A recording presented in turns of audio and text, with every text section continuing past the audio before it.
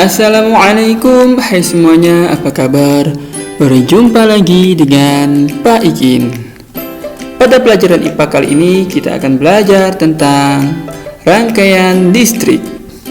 Dan tujuan pembelajaran kita kali ini adalah menyelidiki rangkaian seri, paralel, dan campuran.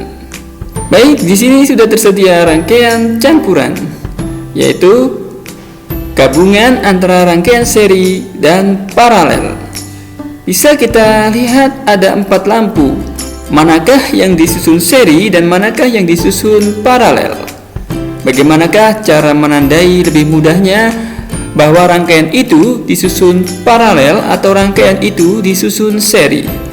Kita misalkan ini adalah saklar yang pertama atau S1, ini S2, S3, dan ini lampu pertama L1, L2, L3, dan L4. Bagaimanakah cara menandai bahwa rangkaian ini seri? Nah, yang paling mudah adalah melihat garis pada kabel tersebut. L3 dan L4 ini berada pada kabel yang segaris atau sebaris. Maka yang seperti ini bisa disebut sebagai rangkaian seri. Namun beda halnya dengan L1 dan L2, ini tidak berada dalam satu garis atau dihubungkan dengan cabang. Maka rangkaian yang seperti ini bisa kita anggap sebagai rangkaian paralel. Berarti ada 3 paralel, yaitu L1, L2, ini paralel dengan L3 dan 4. Kemudian mari kita coba rangkaian listrik ini apakah berfungsi dengan baik. Kita hidupkan saklarnya atau kita tutup saklarnya. Dan semua lampu menyala dengan baik. Sekarang kita matikan lagi atau kita buka saklarnya. Kemudian apa yang terjadi jika S1, S2, dan S3 ditutup? Kita ulangi lagi.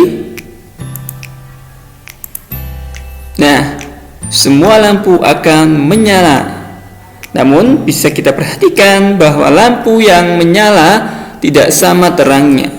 Untuk lampu 1, L1 dan L2 itu menyala sama terangnya, namun berbeda dengan L3 dan L4 ini menyala lebih redup dibandingkan L1 dan L2. Mengapa demikian? Karena pada lampu L3 dan L4 ini tegangan listrik terbagi pada 2 lampu. Namun pada rangkaian paralel ini tegangannya tidak terbagi, hanya dimiliki oleh lampu ini. Kemudian apa yang terjadi dengan rangkaian ini jika L3 diputus? Mari kita coba untuk L3 diputus.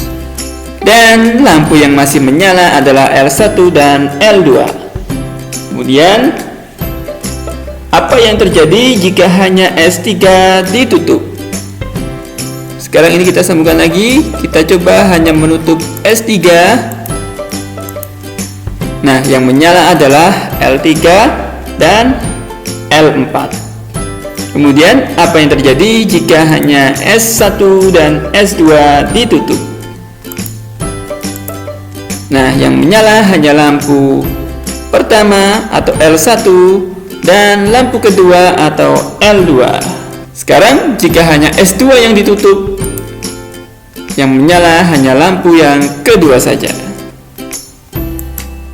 Kemudian perlu kalian ketahui juga bahwa apa yang disebut dengan arus listrik sebenarnya adalah aliran dari muatan listrik positif menuju kutub negatif atau yang biasa disebut sebagai arus konvensional.